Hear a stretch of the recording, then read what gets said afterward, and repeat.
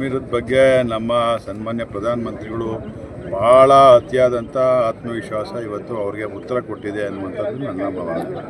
ಅವರ ಅತಿಯಾದಂಥ ಏನು 370J ಏನು 370 ಏನು ತೆಗೆದ್ರು ಅಲ್ಲಿಂದ ಅದನ್ನು ಮಾಡೋಕ್ಕೆ ಮುಂಚೆ ಎಲ್ಲನೂ ಯೋಚನೆ ಮಾಡಬೇಕಾಗಿತ್ತು.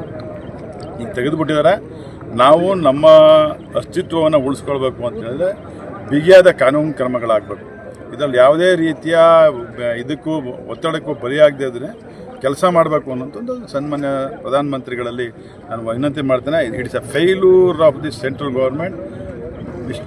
ಏನು ಅಮಿತ್ ಶಾ ಮತ್ತು ಪ್ರಧಾನಮಂತ್ರಿಗಳ ನೇರ ಹೊಣೆ ಆಗ್ತಾರೆ ಅನ್ನುವಂಥದ್ದು ನನ್ನ ಭಾವನೆ. ಸರ್, ನಿಮ್ಮ ಪ್ರಕಾರ 370 ತೆಗೆಯೋದಕ್ಕೆ ಈಗ ಒಂದು ಘಟನೆ ಆಗಿದೆ. ನೀವು ಭಾವನೆಗಳನ್ನ ಅರ್ಥ ಮಾಡ್ಕೊಂಡು ತೆಗಿಬೇಕು. ಭಾವನೆಗಳ ಅರ್ಥ ಮಾಡ್ಕೊಂಡು ಜನರ ಮನಸ್ಸನ್ನು ನಾವು ಇವತ್ತು ಏನು ಜಾತಿ ಗಣತಿ ಮಾಡೋದ್ರಿಂದ ಯಾರಿಗೆ ತೊಂದರೆ ಆಗ್ತದೆ, ಯಾರು ತೊಂದರೆ ಆಗೋದಿಲ್ಲ ಅಂತ ಏನಾರು ಯಾರಿಗಾರು ಗೊತ್ತಿದೆಯಾ?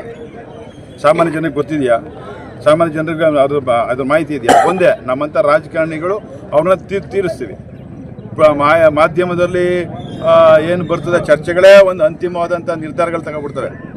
ಈಗ ಮಾಧ್ಯಮದಲ್ಲಿ ಬರ್ತಕ್ಕಂಥದ್ದು ಚರ್ಚೆಗಳ ಮುಖಾಂತರ ಮಾಹಿತಿ ಗೊತ್ತಾಗಲಿ ಅನ್ನುವಂಥ ಒಂದು ಮಾಧ್ಯಮದವರು ಪ್ರಯತ್ನ ಪಟ್ಟರೆ ಅದು ಯಾವ ರೀತಿ ಬಿಂಬಿಸ್ತಾರೆ, ಯಾವ ರೀತಿ ಜನರ ಮೇಲೆ ಒಂದು ಆಕ್ರೋಶಕ್ಕೆ ಪರಿಣಾಮ ಆಗ್ತದೆ ಅಂದರೆ ಈ ಸರ್ಕಾರ ಇದ್ರ ವಿರೋಧ, ಒಕ್ಕಲಿಗರ ವಿರೋಧ, ಲಿಂಗಾಯತರ ವಿರೋಧ ಅಥವಾ ಬೇರೆ ಎಲ್ಲ ಜಾತಿಗಳ ವಿರೋಧ ಅನ್ನುವಂಥ ಮಾಹಿತಿ